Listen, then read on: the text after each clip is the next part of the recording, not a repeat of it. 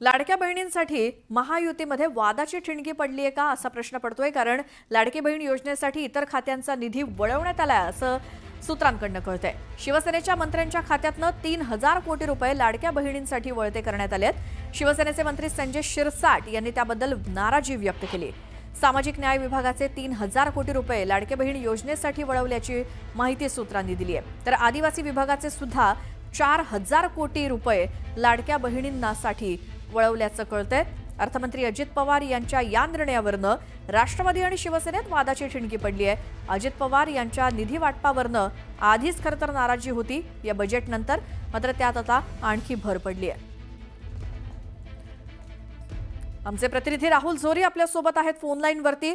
राहुल, एकतर बजेट नंतर जी नाराजी होती ती आणखीन वाढली आहे का? लाडकी बहीण योजनेच्या पैशासाठी जुळवाजुळव करण्यासाठी काय काय करावं लागतंय?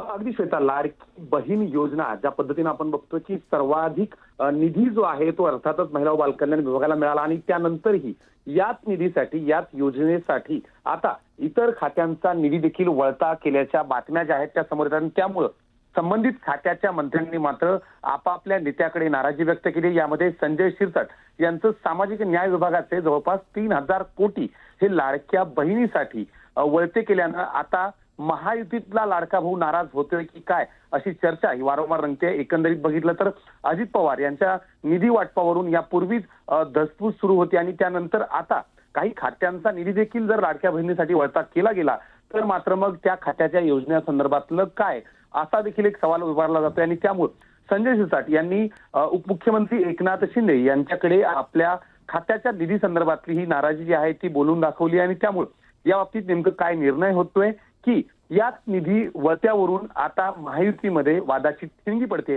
हे देखील पाहावं लागेल।